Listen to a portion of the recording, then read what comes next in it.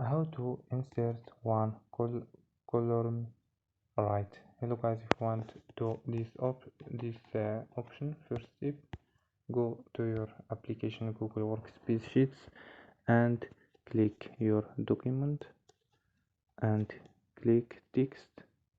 So I will click text, my text, and click this option, insert, and scroll down, and here you can find insert one column right.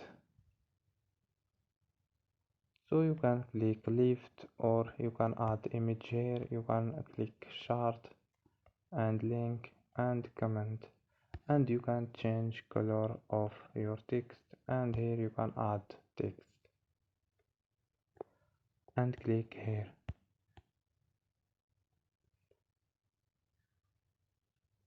So don't forget like and subscribe. Bye.